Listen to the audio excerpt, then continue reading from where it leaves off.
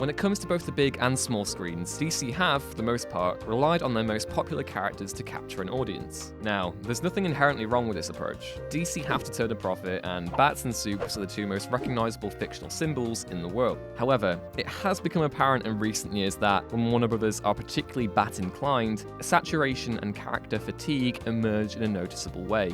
People may love Batman, sure, but just how much bat can it take before, things get stale? Unlike Marvel, DC have never had to worry about being separated from their most popular and indeed bankable characters. When Marvel had to bring their less popular heroes to the big screen, challenge in and of itself, they were met with an emphatic reaction and a hugely successful film franchise to boot. Iron Man, now one of the most popular comic book characters on and off the screen, was nowhere near as spoken of as the X-Men or Spider-Man, or even the Fantastic Four for that matter. It took a concerted effort and a helping hand from RDJ to make the character the success he is today. It's a formula that DC could, and indeed should, be looking to replicate going forward. And while past animated efforts like Justice League Unlimited prove that it is a path worth taking, DC's own attempts to evoke the spirit of '08 in their works could be so much better, especially with the kind of untapped library the company boasts. With that in mind, I'm Ewan from What Culture, and here are 10 little known superheroes that would make DC millions. Number 10. Booster Gold. Now, Booster may not be a Green Lantern, much to the annoyance of confused autograph seekers everywhere, but what he is a deeply interesting and morally complex character, one with a rich enough backstory to entertain several mediums. Booster Gold, aka Michael John Carter, is a time-traveling superhero who heads to the past to foil crimes, because that's easy for a man from the future to do, obviously, and one who develops a reputation for glory-seeking at that. A number of life-changing events later and, wouldn't you know it, the man grows a conscience, with the Booster of today's comics very much being a mature superhero through and through.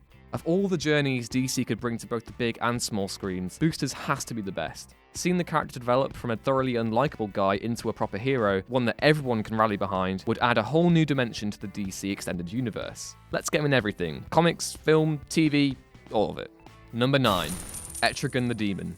Die-hard DCers will no doubt claim that the Green Lantern Oath is the best in the medium. There is another character out there, however, who could lay claim to that title too. It goes something like this. Gone, gone the form of man, rise the demon Etrigan. That was okay. Etrigan, also known as Jason Blood, is a Jack Kirby created character and one of the most preeminent elements of DC's supernatural universe. Along with Constantine, Zatanna, Deadman, and the Spectre, he's probably one of the most recognizable faces of that corner of comic bookdom. He's not all that popular, however, which is a shame, because the character's more than ready to grasp any and all opportunities that could, for all we know, be lying in wait. Etrigan, being from that supernatural corner of the DCU, lends himself well to the horror genre. Given how we're experiencing something of an R-rated revival as of late, it puts the demon in a very fortunate position. We know not yet if Justice League Dark will ever be moving forward, a common occurrence among most Guillermo del Toro projects, it sadly seems. But if it is, it only makes sense for the character to get a starring role. If not then, whatever. He can get his own TV show. He at least deserves that. Number 8. Deadman. Another well-known face among DC's supernatural faithful, Boston Brand, the Deadman, has to be one of the most likable characters in the medium. A trapeze artist murdered during one of your average everyday death-defying stunts, Brand was given the power of astral projection by Ramakrishna, a deity that he believes is actually the omniscient force responsible for all creation. Tasked with avenging his own death, and with watching over the mystical city of Nanda Parbat, Brand regularly possesses other people in order to solve mysteries and warn others of impending threats, a premise that, in the book, leads to both comedic and dramatic shifts in tone. Much like the aforementioned Etrigan, the character features heavily in DC's self-described dark universe, which again lends him well to the R-rated resurgence currently making its way across the comic book genre. What makes Boston Brand so compelling, however, is that the surreal nature of his situation is offset entirely by just how down-to-earth the character actually is. A lot of Hellboy's charm can be owed to that same sort of self-awareness, and considering just how successful those films were, it's not hard to imagine a Deadman feature resonating in quite the same way. Number 7. Mr. Miracle. Coming off the back of Tom King and Mitch Gerads' stellar first issue on the character, it's obvious that Scott Free is a character that possesses dynamite potential.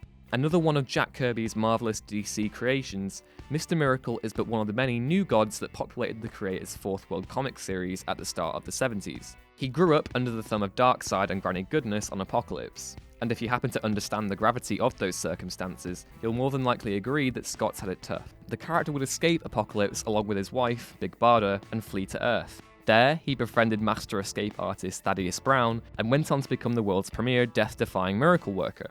Scott, along with Barda, have even featured regularly in the Justice League. But the real potential lies in exploring the couple's relationship, and indeed, Scott's inner demons too. Despite the dorky, some would say awesome, aesthetic, there's little doubt that Free and Barda would work well for a wider audience. With a newly re-established presence in print, it would be a natural move for DC to take the characters elsewhere too, hopefully to a live-action destination. Number 6. Batwoman.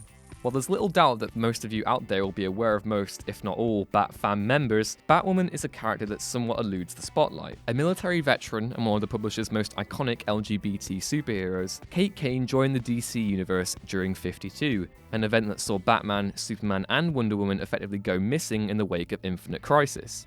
Along with The Question and Renee Montoya, Kate looked over Gotham during the Dark Knight's absence, and did a fine job of it too. So much so that she's now a full-time member of the Bat family, and Bruce Wayne's second-in-command as well.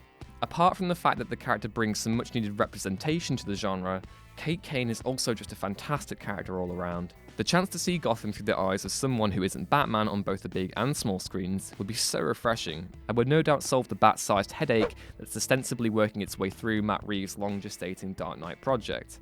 If Affleck has got to go, then maybe we should just ditch Batman altogether, in which case, bring Batwoman into the mix. Number 5. Static.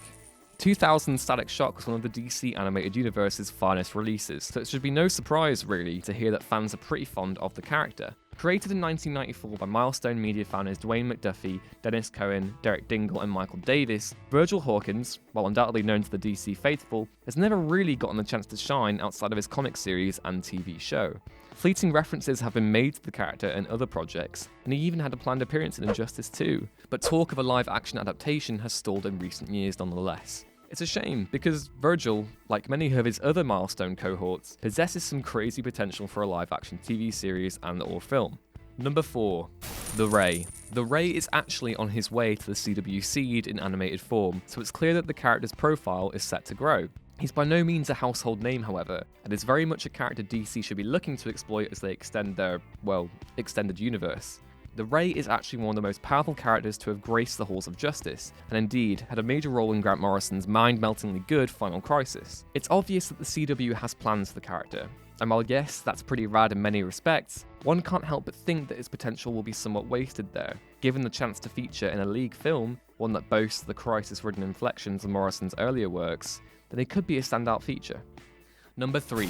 The Spectre. The Spectre is basically the OG Ghost Rider, if you think about it. When police detective Jim Corrigan is murdered on his way to a rendezvous with his fiancée, he is denied the chance to ascend to heaven and is instead given the opportunity to take his revenge as the Lord's Fist, the Spectre. As the spirit of vengeance, Corrigan would bide his time by dispatching evildoers in remarkably inventive and indeed graphic ways, before later being replaced by Hal Jordan, yes, the Green Lantern, and after that, GCPD cop Crispus Allen. Both the Allen and Corrigan interpretations of the character should be rightly lined up to play a role in DC's burgeoning attempts to mount a challenge to Marvel's on-screen authority, especially if they're attempting to fill the gap left behind by Blade and Ghost Rider. Plus, he's another hero that necessitates an R rating, so if DC are willing to explore that route, then he's the prime candidate to do so. Number 2. Blue Beetle. The Blue Beetle identity has been adopted by no less than 3 heroes over the years, so that leaves DC with a myriad of potential candidates going forward if they wish to pursue the character on the big screen. Both Dan Garrett and Ted Kord were formerly of Charlton Comics, and even served as the inspiration behind both incarnations of Night Owl in Alan Moore's Watchmen. Kord would be the likeliest of the two to get any kind of big screen treatment, but even then, it's possible that the newest character of all, Jaime Reyes, would work the best off the page. Gifted the Blue Beetle scarab shortly before Kord's demise, the alien artifact gave Jaime a suit of armor and some wickedly cool, powerful abilities. Although it did come with the slight caveat that, well, it was slightly evil in origin. This caveat, whilst undoubtedly troublesome for Jaime, presents a really cool dynamic to play with on the big screen. And while there will no doubt be plenty of fans out there who are hankering for a Kord series in the classic sense, Jaime Reyes just presents the more interesting angle to take. The character's already made waves on Young Justice, so if DC were able to capitalise on the show's cult following, they could have yet another surefire success in waiting. Number 1. The Question. The Question, both Vic Sage and Renee Montoya, are just about the most interesting unknowns in the DCU. Sure, the former had a pretty recognisable stint in Justice League Unlimited, but he's been missing in action ever since, The latter, much the same, has been totally absent in the DCU's current incarnation, and one can't help but feel that this is a major loss on the publisher's behalf. Now, for those who don't know, the Question, the Vic Sage version at least, originated in the pages of Charlton Comics under the hand of Steve Ditko, the co-creator of Spider-Man. This original incarnation, politically absolute and pretty violent too, was later erased in the 80s by Batman veteran Dennis O'Neil, who turned the hero into a student of philosophy and a vigilante who fought against corruption in Hub City, a place that would give Gotham a major run for its money. This, more tempered version of the character found a massive audience during O'Neil's original publishing run, before going on to find roles in other series, tie-ins, and crossovers. The character's final appearance came in 52, where the mantle was passed to Renee Montoya. It was pretty sad.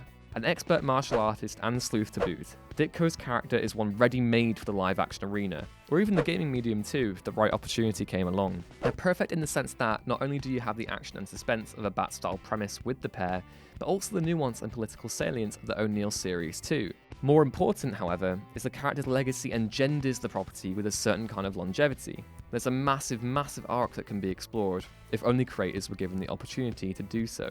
The Question really needs a multifaceted resurrection, one that takes place on the screen as much as off it. And that's our list. Are there any other DC heroes out there you think could earn the company a buck or two? Let us know in the comments below, and while you do, be sure to like, share, subscribe, and head down to whatculture.com for more lists and features all the time. As always, I've been Ewan, and I'll see you next time. Hey players, you made it through to the end of the video, and that's pretty sick. There's some people who made this video, and their names are below. Awesome. And to my left, yeah, there are some pretty cool videos you can watch there. Please don't beat me.